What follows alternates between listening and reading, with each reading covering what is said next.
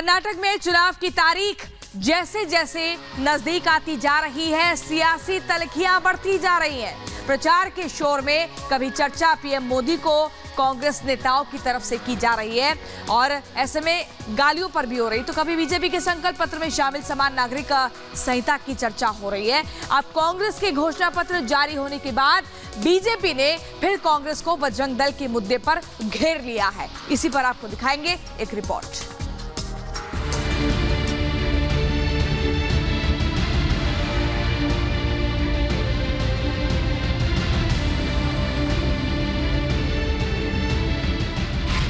कर्नाटक की लड़ाई बजरंग बली पर आई। प्रभु श्री राम को ताले में बंद किया और अब जय बजरंग बली बोलने वालों को ताले में बंद करने का संकल्प लिया है। पीएम का प्रचार, विपक्ष पर ताबड़तोड़ वार। आपके आशीर्वाद से सारी गालियां मिट्टी में मिल जाएगी दोस्तों, सारी गालियां मिट्टी में मिल जाएगी। फिर से कर्नाटक में बीजेपी सरकार। मोदी जी के नेतृत्व में कर्नाटक में फिर से एक बार भारतीय जनता पार्टी की सरकार। कर्नाटक के सियासी समर में जंग जोरदार है, मुद्दों की भरमार है। कभी पीएम मोदी को कांग्रेस की गाली की चर्चा है, तो कभी अमित शाह के दंगा वाले बयानों की, कभी बीजेपी के समान नागरिक संहिता और एनआरसी की बात है, तो कभी कांग्रेस के करप्शन की। और अब कांग्रेस के घोषणा पत्र के जारी होने के साथ ही बीजेपी ने इस सियासी लड़ाई को बजरंग दल के बहाने बजरंग बली तक पहुंचा दिया है।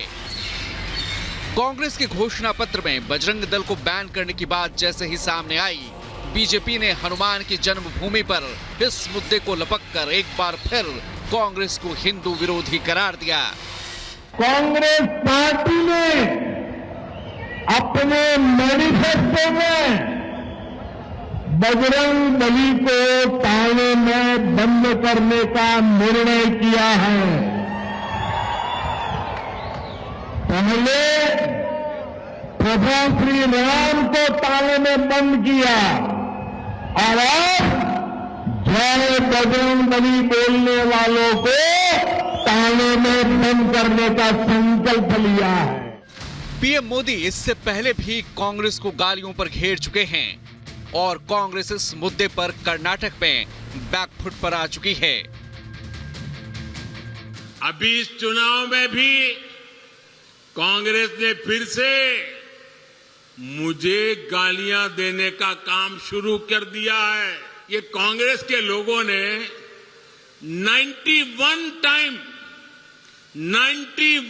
टाइम अलग अलग गालियां दी है। आपके आशीर्वाद से सारी गालियां मिट्टी में मिल जाएगी दोस्तों, सारी गालियां मिट्टी में मिल जाएगी। जाहिर है अपने ताबड़तोड़ प्रचार में पीएम मोदी चुन चुन कर कांग्रेस और जेडीएस के करप्शन और साठगांठ पर प्रहार कर रहे हैं। आज एक बार फिर कर्नाटक की धरती पर पीएम मोदी हुंकार भरेंगे। पीएम मोदी आज कर्नाटक में 3 रैलियां करेंगे। सुबह 10 बजे मदाबिद्रे में पीएम की रैली होगी। दोपहर 12 बजे पीएम मोदी अंकोला में रैली करेंगे। फिर दोपहर 2 बजे बेलहोंगल में पीएम की जनसभा होगी। पीएम मोदी के साथ साथ आज बीजेपी अध्यक्ष जेपी नड्डा, केंद्रीय मंत्री स्मृति ईरानी और केंद्रीय मंत्री नितिन गडकरी जनता से संवाद करेंगे और दोबारा कर्नाटक में बीजेपी सरकार बनाने के लिए जनता से आशीर्वाद मांगेंगे। जेपी नड्डा रामनगर में बीजेपी प्रत्याशी के समर्थन में रोड शो के जरिए प्रचार करेंगे। केंद्रीय मंत्री स्मृति ईरानी बेंगलुरु में कई कार्यक्रमों में शामिल होंगी और बीजेपी महिला कार्यकर्ताओं के साथ साथ जनता से जीत का आशीर्वाद मांगेंगी।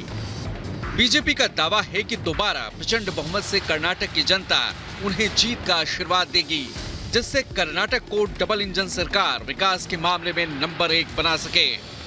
भारतीय जनता पार्टी के प्रति बहुत उत्साह है। लोग प्रधानमंत्री मोदी जी को आशीर्वाद देने के लिए आतुर हैं और कर्नाटक में भी भारतीय जनता पार्टी को जो धरती पर चीजें उतरी हैं उसके लिए समर्थन देने के लिए हमारी कर्नाटक की जनता आतुर है। इसलिए भारतीय जनता पार्टी पूर्ण बहुमत के साथ यहाँ सरकार में आ रही है। वहीं कांग्रेस के स्टार प्रचारक भी जी जान से सियासी रण में अपनी किस्मत चमकाने के लिए जुटे हैं। कर्नाटक में जंग जोरदार है, सियासी वार पलटवार है और किस्मत का फैसला जनता के हाथ है। बस एक हफ्ते बाद कर्नाटक में एक चरण में 224 सीटों के लिए मतदान है और 13 मई को जनता का फैसला सबके सामने होगा। अब इस सियासी समर में किसकी किस्मत चमकेगी, ये 13 मई को साफ हो जाएगा। Bureau report, Republic Bharat.